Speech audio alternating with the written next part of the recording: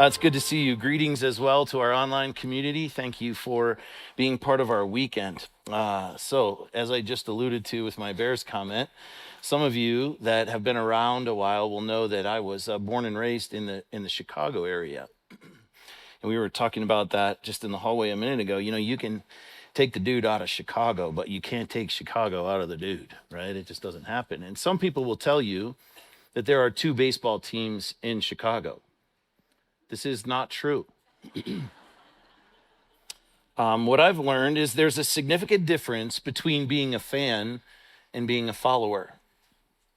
A fan checks the scores when it's convenient, knows a couple of big name players on the team, and perhaps catches a few games a year.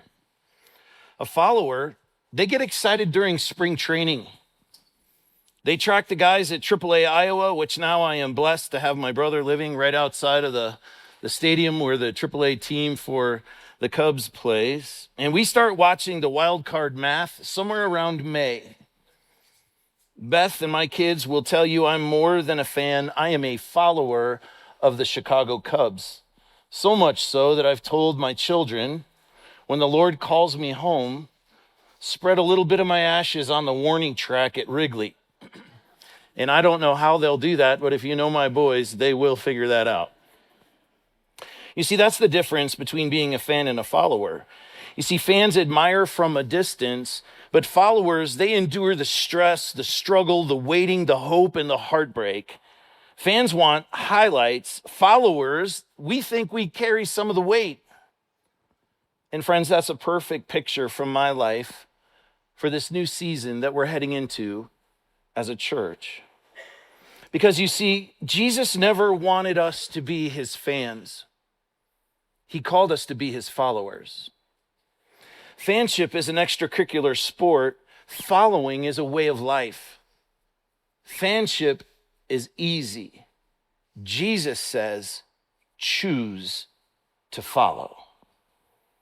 So before we go any further, you need to know how we've gotten to where we are as a church, because you need to understand the heart and kind of the why behind where we're going. Because today we stand on the shoulders of those for almost 20 years that have helped Plum Creek be the church that it is today. But 6 years ago, I turned 50. At the time, that seemed like a pretty big birthday. And I know what some of you are thinking. Suck it up, Buttercup, right? But it was, and you know I take this calling of mine very seriously. And so when I turned 50, it was just a time of introspection and just prayer for this next season of my life and for this next season in the life of Plum Creek. And that time became a catalyst for me to hear his voice. And God has done so many amazing things in and through this church, and it's been a blast. Some of my most favorite moments are just got a hug this morning, hearing the stories of life change that God is doing in so many of our lives. So when I turned 50 and started spending this time praying, I feel like the Lord gave me two directives that would be part of this next season that we're in as a church. And I've shared some of this with you before. If not, just listen along because it was so important. One of the first things that the Lord told me is that, Doug, part of this calling for you and for Plum Creek is to leverage what you can to invest in this next generation of leaders that are coming behind you, to provide for them what you wish you would have had. And so we've done that, and we call that our residency program. And we've had lots of amazing residents already come through and serve and be part of what Plum Creek is doing. And those residents are now serving in different ministries all over the country and in local churches and parachurch ministries, and even in some ways serving around the world. And that's why today you'll see behind me, these are the faces and the names of our 10 residents that are currently serving here at Plum Creek. Now we pay them and we help house them. And part of the reason that we can help house them is because of the generosity of a Plum Creeker who heard us say about a year and a half ago, we need a house.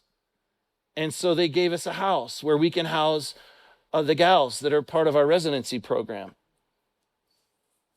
And then the Lord spoke very clearly to me that this is a season where we are to be very intentional about moving in a new direction with a clear plan for the spiritual formation of those that call themselves Plum Creekers.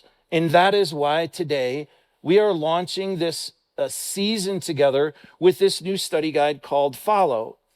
What I want you to hear me say, though, is this is not a program. What I felt directly from the Lord was that we're to develop a system and a plan that will become a movement, where you and I together could obey and follow what he's told us to do in the portion of Scripture called the Great Commission. Now, if you don't know what I'm talking about, I want to do my best to unpack this for you by reading a couple of verses from Matthew chapter 28. You might want to write this down. Matthew chapter 28, starting in verse 18, Jesus is about ready to go back to heaven, and he challenges his followers with this statement. He says this, Jesus came and told his disciples, I have been given all authority in heaven and on earth. Therefore, go and make disciples of all the nations, baptizing them in the name of the Father and the Son and the Holy Spirit. Verse 20, teach these new disciples to obey all the commands that I have given you, and be sure of this, I am with you always, even to the end of the age. You see, those are our directives that came right from Jesus. These are our marching orders, so to speak. And I'm not saying that we weren't doing these things in some very real ways previous to this moment, but what I am saying is that we were nowhere near as strategic or intentional as we needed to be. And this was deeply convicting to me. And so I've had to spend some time and do some work with Jesus to make this right for some of the ways that we've fallen short. So with the help of our executive team and our board and our staff, we've been working behind the scenes to reorganize what and how we do things to really make sure that we're emphasizing these two things and aspects of our ministry. Now, our executive team's gifts with organizational leadership led us to examine our organizational chart and our staffing here at Plum Creek by creating a word picture that helps us to see this more clearly, and I want you to see it today. So what we have identified is that God's calling us to what we're calling our three verticals of ministry. These are the three things that we're really about. Our weekend, which is what we're experiencing right now, teaching and worship and the production and all of the things.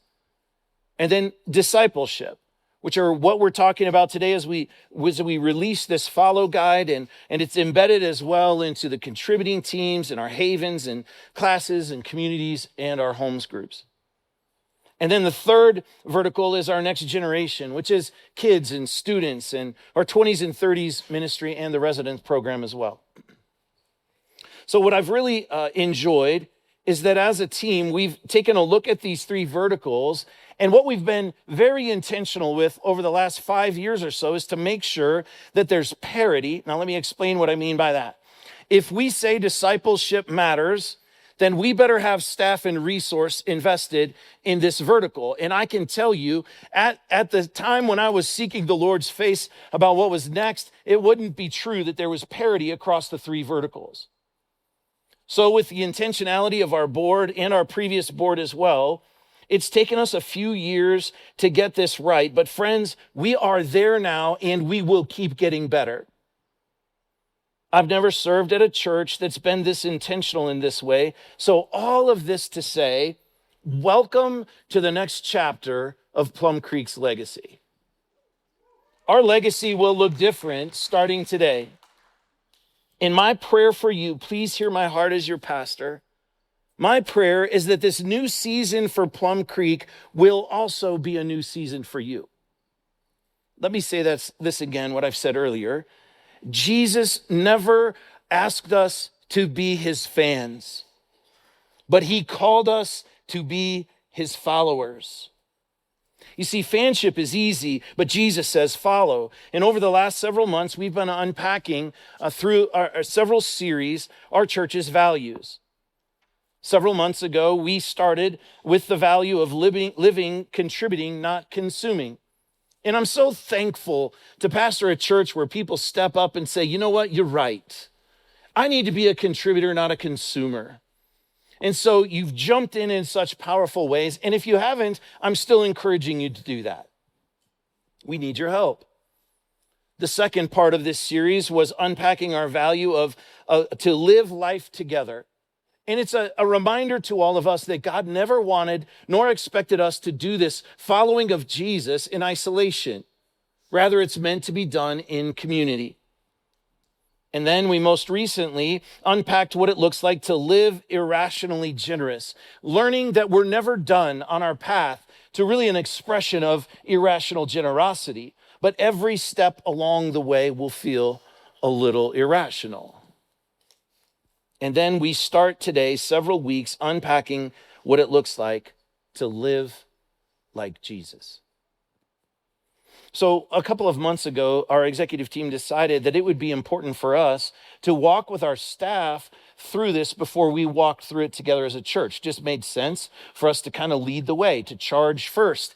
And so every Tuesday, we've been meeting together in this room around tables, and we've been spending time just unpacking this idea of where we're going with this following. And in week one, Pastor Eric did something as he was kicking off our series together. He did a little word association game that was really quite fun. And so I thought maybe we could do that together today too. So I don't want you to overthink it. Just respond with me, if you will, with this word association. Dog? Okay, it's okay, it's okay. You can do better. Peanut butter? Oh, there we go. We're getting there. Salt? Okay. Batman? Good. Macaroni? Good. You guys are getting it. Christian? Interesting. Let's try one more. Disciple?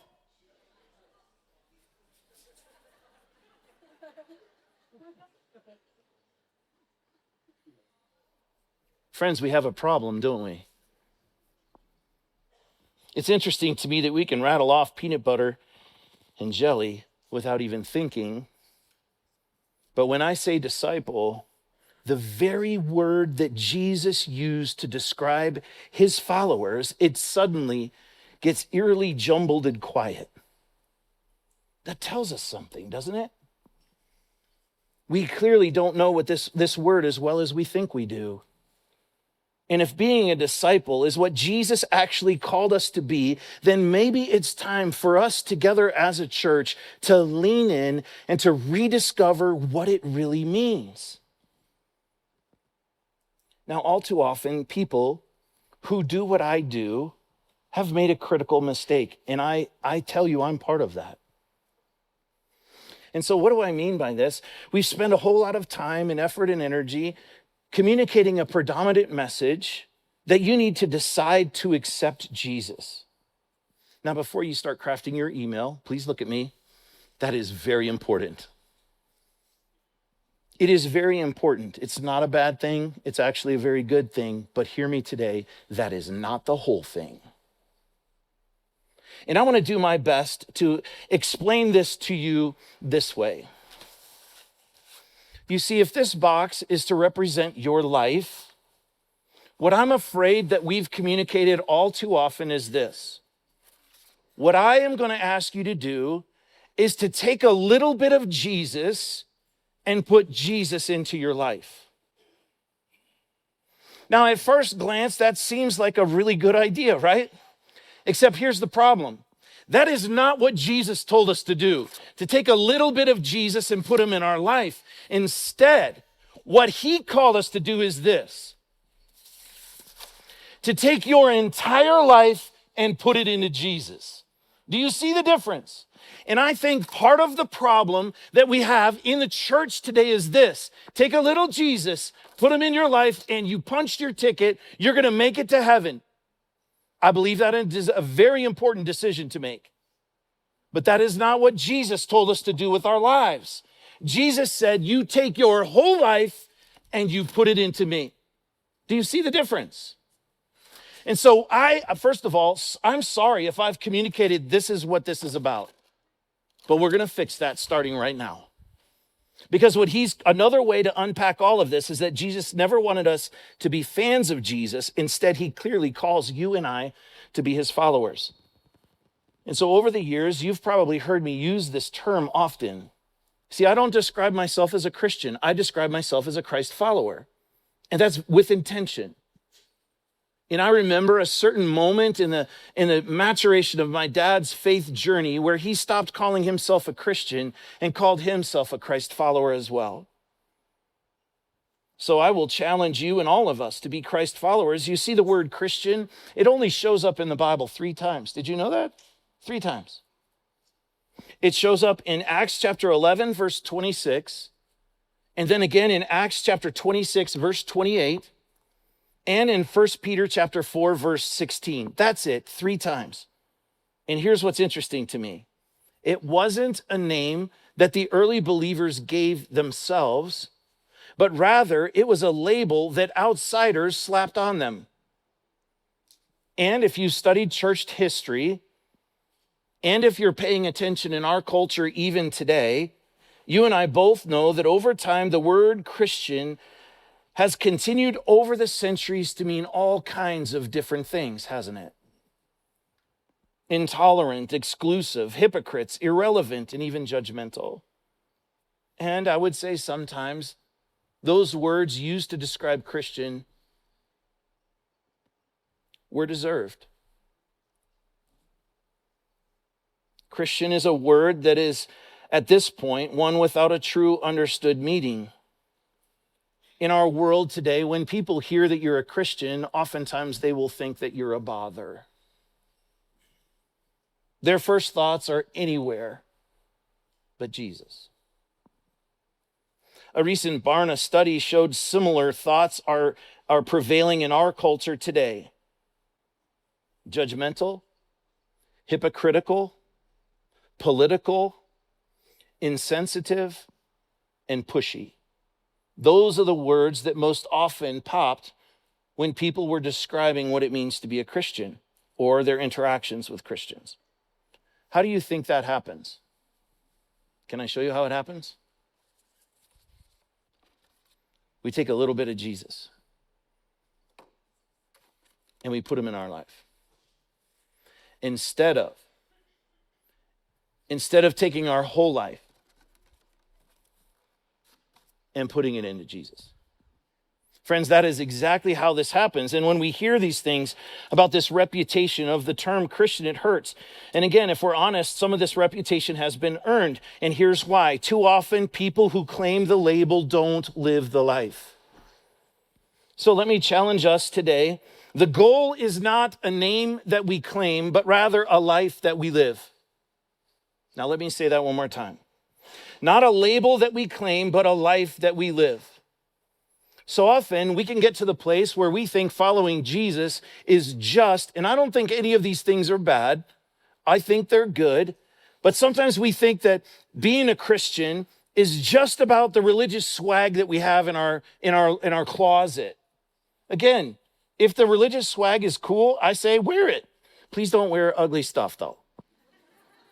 Wear cool swag that says Jesus on it.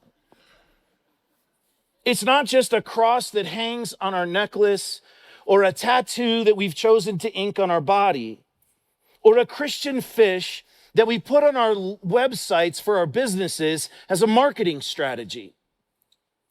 Those things are not bad, but it's more. Rather, this life is one that looks like Jesus, a life that's actually following Jesus.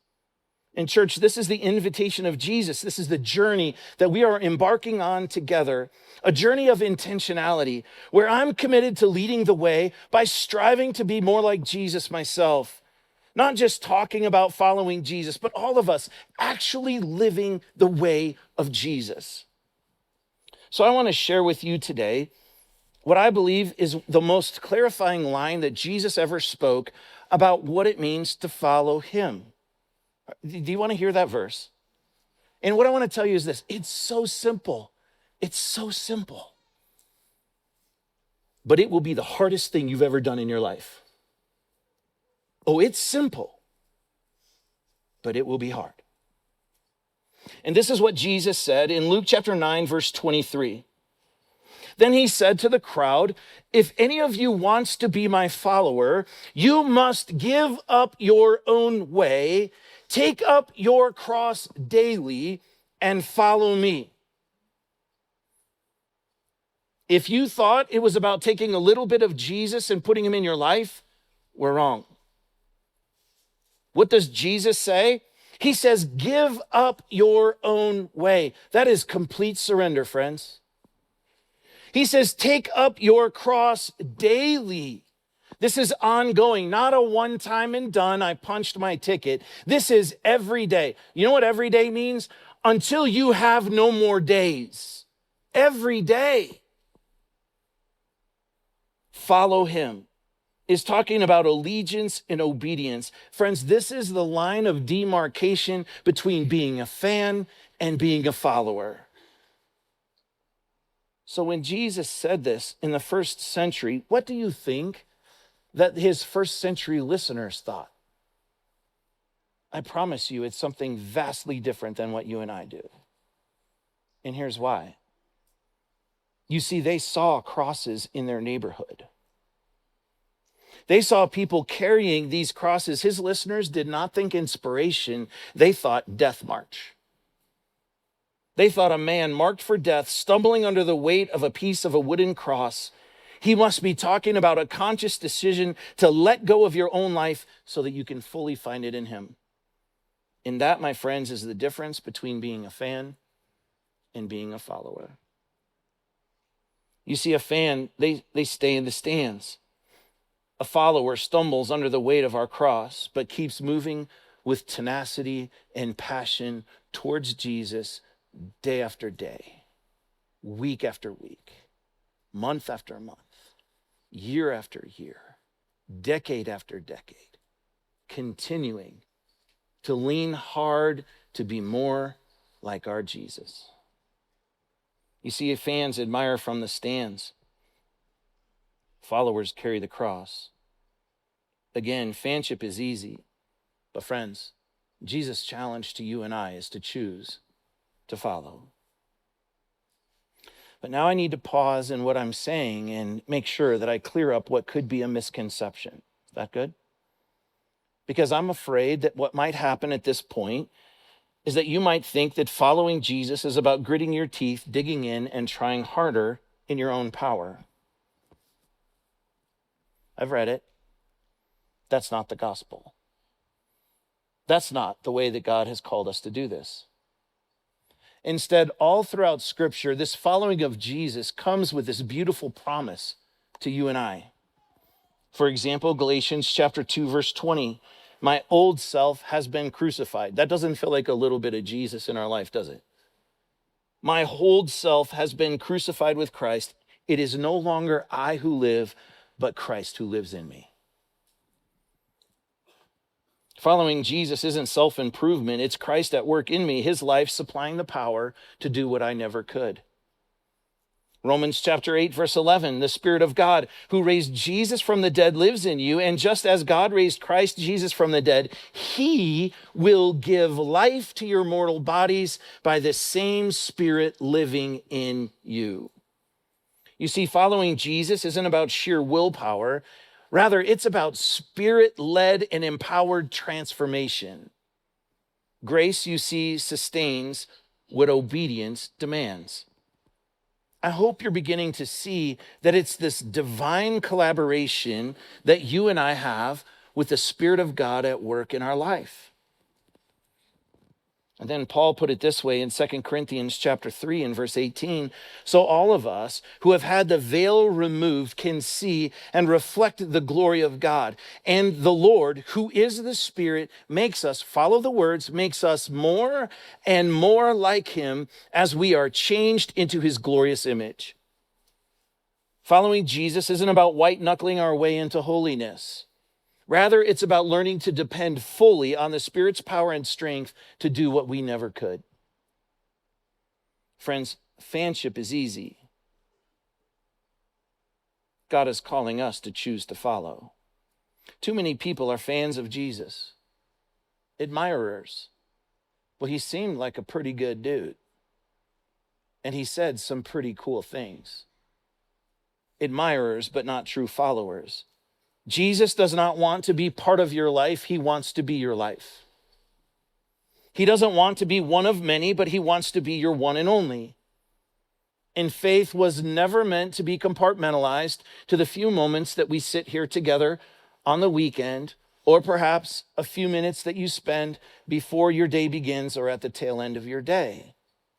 You see, part of what's happened because we just put a little bit of Jesus in our life is that we have lost the implications of what it looks like for Jesus to change the way you do your life at home, to change the way you do your relationships, your marriage, the raising of your children, the way that you invest in your grandchildren, the way that you interact with the people in your neighborhood, the way that you lead at work, the way that you influence the people around you. When we just put a little bit of Jesus in our life, you see, it's not having the impact that it should have, where all of a sudden my entire life gets placed in the Jesus box and I do everything different because I'm working with the power of the Spirit alive in my life to live like Jesus lived.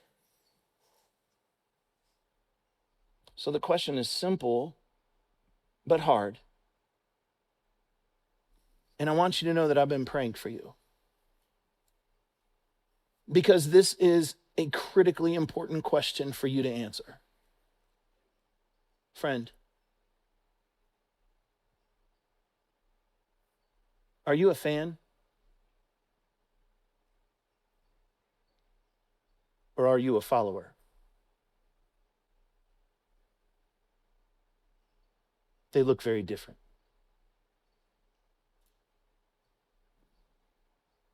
You see, a fan admires from a distance. A follower lives to stay close.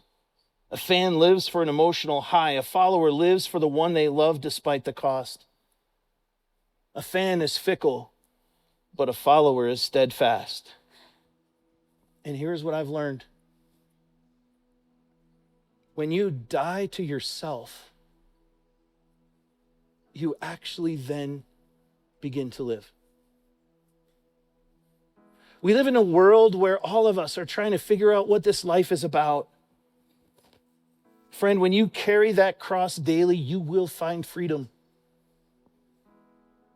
When you surrender, I promise you will find joy despite the circumstances. Jesus never said, admire me. He said, follow me.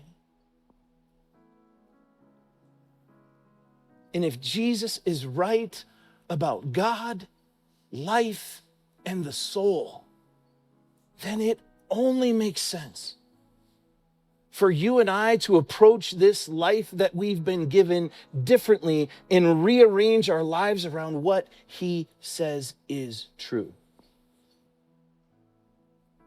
So what about you?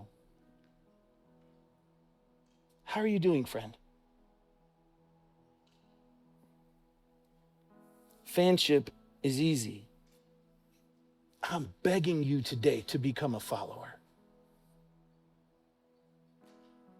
So I was thinking about our little word association game. Can I tell you what my prayer is? That from this day forward, if anybody ever asks you a word association game, and the word disciple comes up, you will say from the very bottom of your soul, disciple, that's me. That's what I do. I'm not a fan of that Jesus guy. My life is different because I've put it all in the box of Jesus, period. And I don't get it right every day, but every day I do try to pick up my cross and follow him. Oh, but the beauty is that I don't have to do that in my own strength and power. But what I have learned and experienced and am so passionate about is the Spirit at work in me that is changing me day by day as I choose to follow my Jesus. So Plum Creek, this isn't just a sermon series. This is a step into a new chapter for our church. And here's what I'm asking you to do. Will you just say yes to going with us? for these next several weeks as we unpack together what it looks like to really follow him. Again, this is not curriculum. I want this to be a movement, friends, and I want you to be part of it. You have an opportunity today to say yes to that. I love the hard work and the intentionality. Pastor Eric and Michelle, who speaks, are the ones that wrote this book.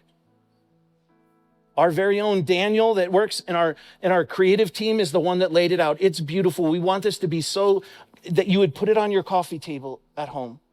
Even after the series that we're walking through together is over, it can be a reminder to you.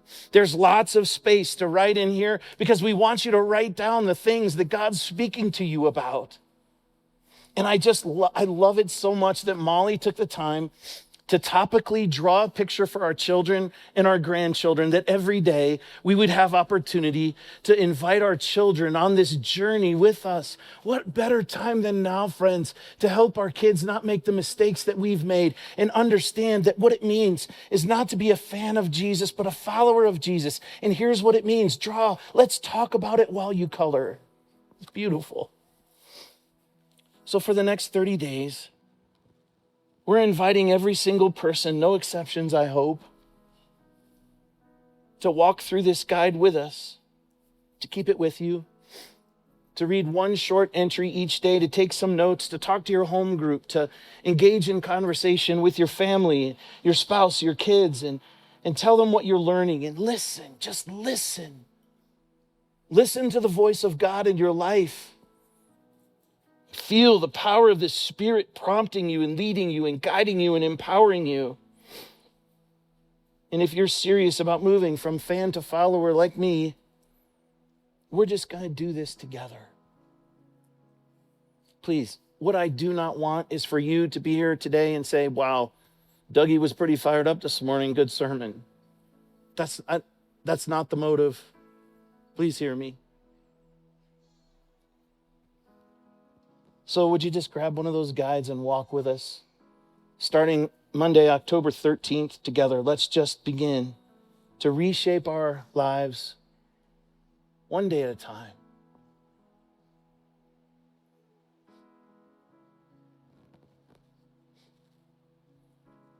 Here's what I know. It'll be the hardest thing you've ever done, but it will also be the most rewarding. Will you bow your heads with me for a minute? Father, I thank you for how clear scriptures are to us about what this relationship with you looks like. Will you forgive us for getting this wrong all too often? For compartmentalizing our faith? For not taking seriously what it means to follow Jesus? Lord, forgive us for being fans. We need to be followers. And if there's somebody here today that's misunderstood what I've said about this embrace of Jesus and saying yes to him, inviting him to be the Lord of your life, and thought that it was anything short of taking your entire life and putting it in the Jesus box, man, today is the day. You have a decision to make. Oh, friend, give him your life. One step at a time. Nobody's got this all figured out and done. But together, as we daily pick up our cross and follow him, we'll become different people. And this will be a different kind of church. So Lord, will you walk with us? Help us to feel your power at work in us. Will you stand to your feet, friends? Father, let this be a week where we start a journey together, making a decision firm in our hearts to become followers of yours. Help us. Help us as we do this together. And all God's people said, amen.